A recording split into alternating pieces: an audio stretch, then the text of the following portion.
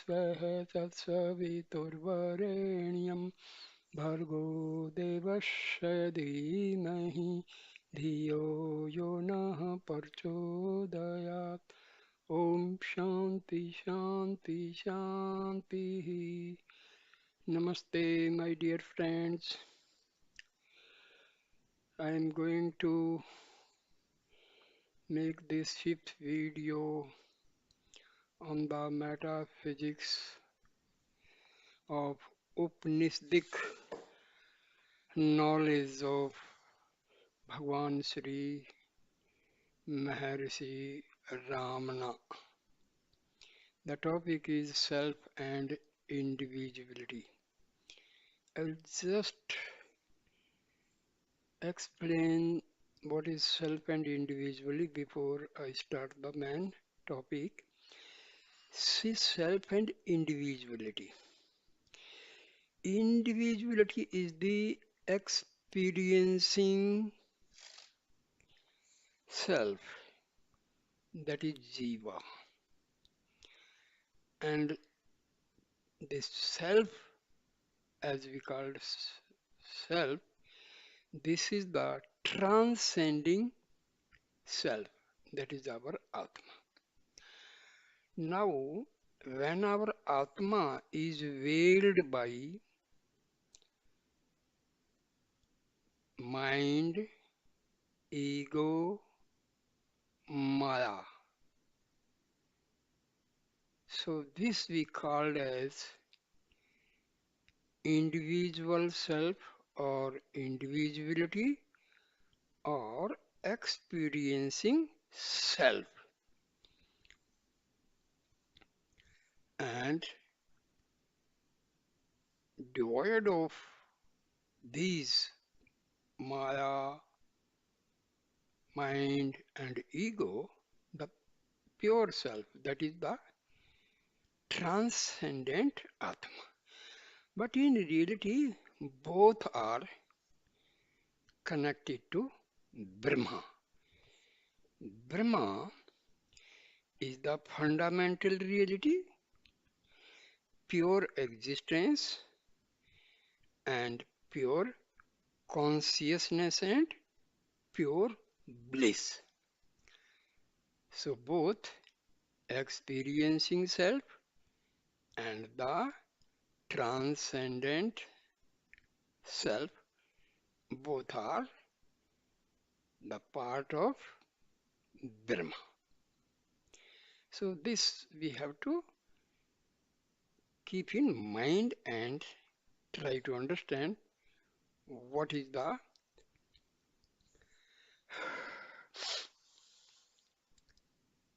experience of Bhagwan Sri Ramana Maharshi when he was replying to the questions put by devotees. Now I start the question answer session.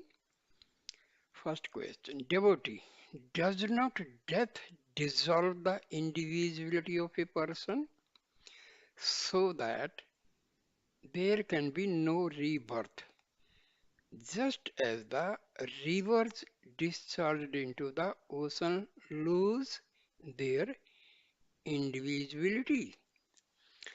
See, there are subtle impress, subtle sanskaras, what we call them as vasanas. These vasanas, they are the main reason of the arising of thoughts from the Atma. And these arising thoughts constitute mind and ego. And they act as they are veiling the Atma.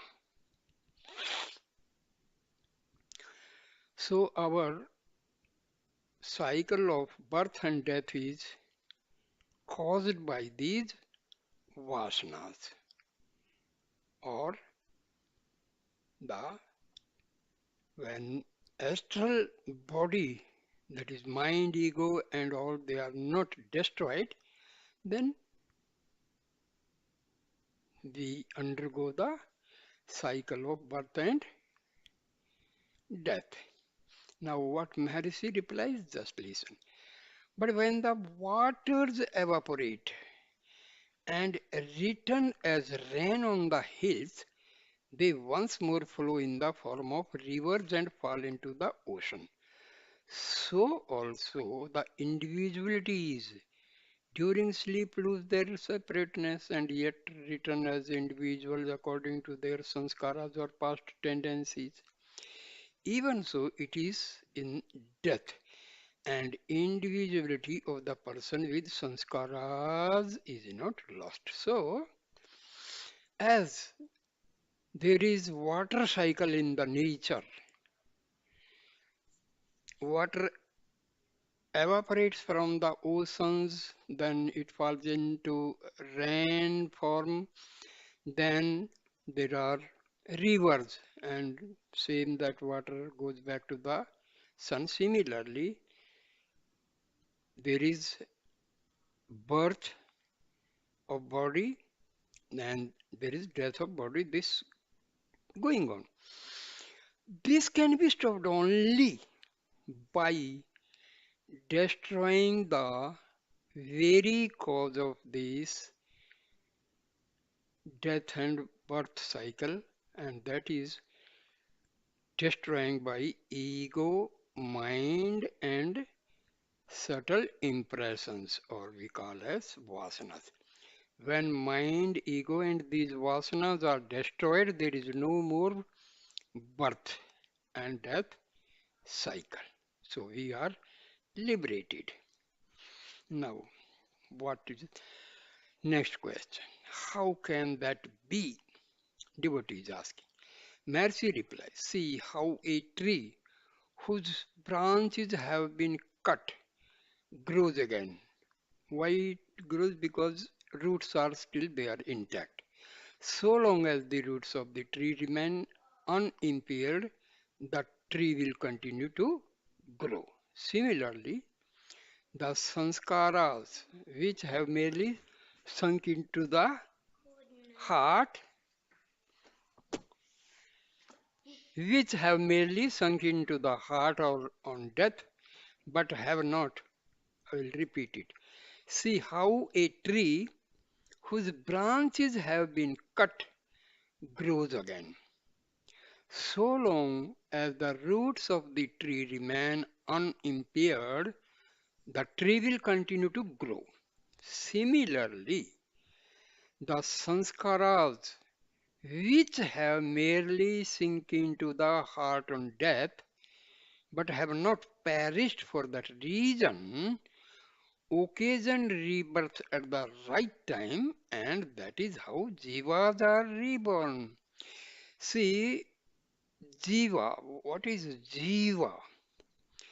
When our Atma is veiled by ego, mind, maya, and all the organs, prana, and everything that is astral body, so our Atma with astral body, that is known as experiencing self or jiva.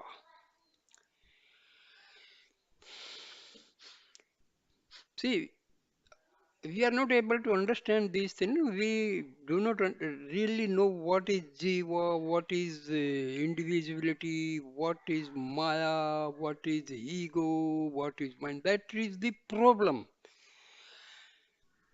So we have to understand each and every term simple, you know, there we should not go to complexities, all wonderful words and all. Very simple. Atma veiled by astral body. Simple. That is Jiva. Atma remains in the body with the help of prana and all. So we call it as Jiva. Now, devotee puts the question, how could the innumerable Jivas and the wide universe whose existence is correlative that of the jivas, sprout from such subtle sanskaras sunk in the heart.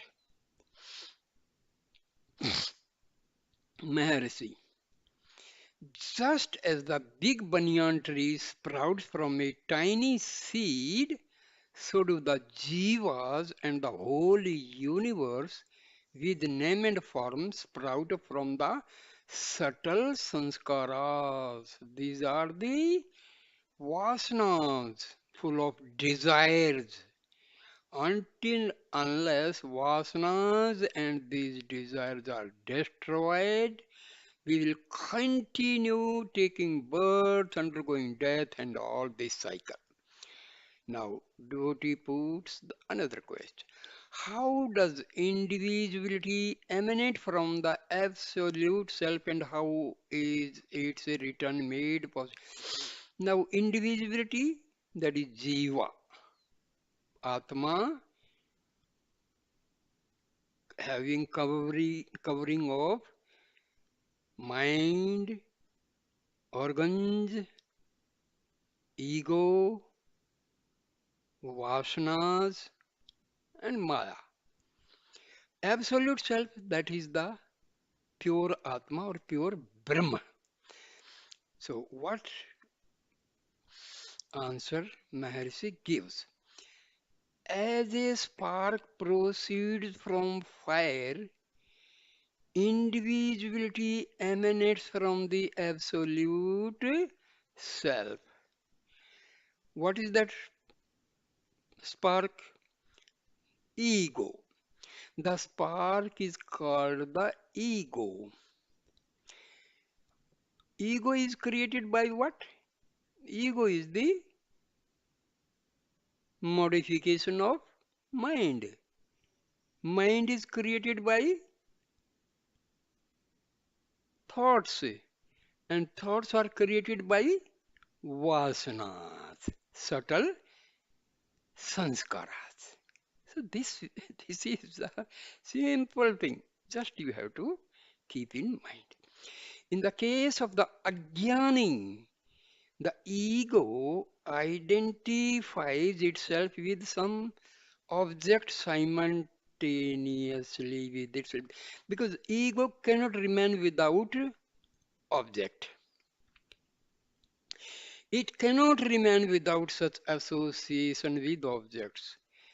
This association is due to ajnana, whose destruction is the objective of one's efforts.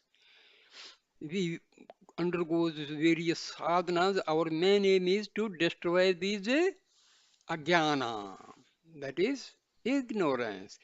If this tendency to identify itself with objects is destroyed, the ego becomes pure and then it also merges into its source. What is the source of ego? Atma. The false identification of oneself with the body is Deh Atma Buddhi or I am the body idea. This must go before good results can follow. I am the body idea, that is called self I. This is the basic thought.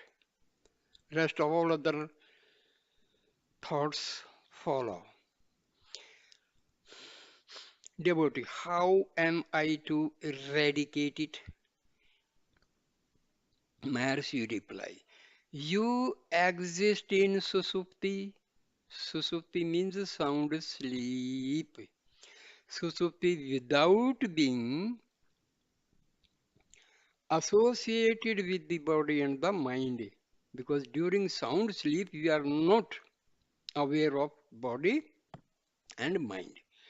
But in the other two states, that is the awakening and dreaming state, you are associated with them.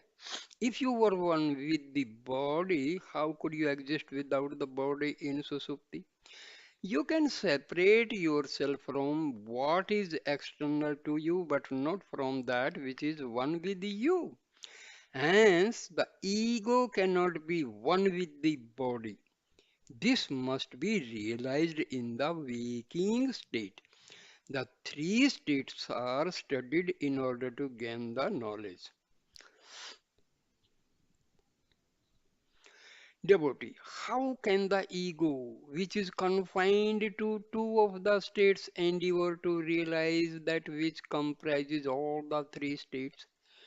Maharshi replied, the ego in its purity is experienced in the intervals between two states or between two thoughts. The ego is like the worm which leaves one hold only after it catches another. Its true nature is known when it is out of contact with objects or thoughts. You should realize this interval as the abiding, unchangeable reality, your true being, through the conviction gained by the study of the three states, Jagrat, Swapna, and Sushupti. Here, to understand the main point is because ego without an object cannot survive. When there is no object, so ego will be going to merge with the Atma. This is the basic thing here. Devotee, can I not remain in Susupti as long as I like and also be in it at will, just as I am in the waking state? What is the Jnani's experience of these three states? Maharshi replied, Susupti does exist in your waking state also. You are in Susupti even now. That should be consciously entered into and reached in this very waking state. There is no real going in and coming out of it. To be aware of Susupti in Jagrat state is Jagrat Susupti. That means that is the superconscious state of our mind.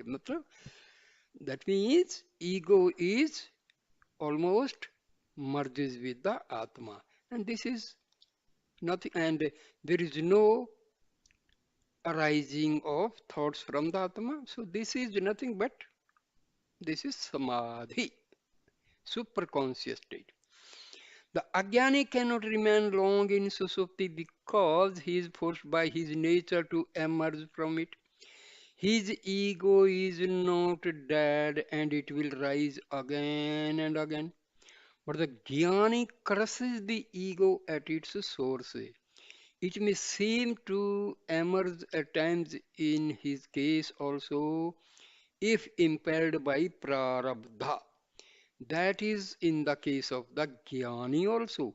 For all outward purposes, prarabdha would seem to sustain or keep up the ego as in the case of the Ajnani, but there is this fundamental difference that the Ajnani's ego, when it rises up, really it has subsided except in deep sleep, is quite ignorant of its source. What is the source? Atma. In other words, the Ajnani is not aware of his Susupti in his dream and waking states in the case of the Jnani. See, when you are awake and you are in the Susupti, that is Samadhi. On the contrary, the rise or existence of the ego is only apparent and he enjoys his unbroken transcendental experience in spite of such apparent rise or existence of the ego, keeping his attention lakshya always on the source. Source is Atma. This ego is harmless. Why it is harmless? Because it is going towards the Atma. It is merely like the skeleton of burnt rope. Because it is destroyed. Why it is destroyed? Because it has merged with the Atma. Though with a form it is useless to tie up anything. By constantly keeping one's attention on the source, The ego is dissolved in that source like a salt dole in the sea. Like, simple thing.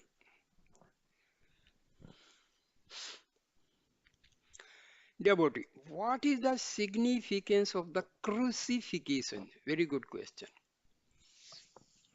Maharshi, the body is the cross. Jesus, the Son of Man, is the ego, or I am the body idea. When the Son of Man is crucified on the cross, the ego perishes, and what survives is the absolute being. Absolute being is what? Atma. It is the resurrection of the glorious self of the Christ, the Son of God. De- Devotee. But how is crucifixion justified? Is not killing a terrible crime? Mercy replies, everyone is committing suicide. The eternal, blissful, natural state has been smothered by this ignorant life. In this way, the present life is due to the killing of the eternal, positive existence. Is it not really a case of suicide? So why worry about killing, etc.? Devotee. Sri Ramakrishna says that Nirvikalpa Samadhi cannot last longer than 21 days if persisted in. The person dies. Is this a fact? But Maharishi replies, when Prarabdha is exhausted, the ego is completely dissolved without leaving any trace behind. This is the final liberation, nirvana. Unless prarabdha is exhausted, the ego will rise up as it may appear to do in the case of Jivan Muktas. Jivan Mukta means while still alive, while his Atma is in the body and he is liberated, he is called a Jivan Mukta. Liberated when still in Atma in the body.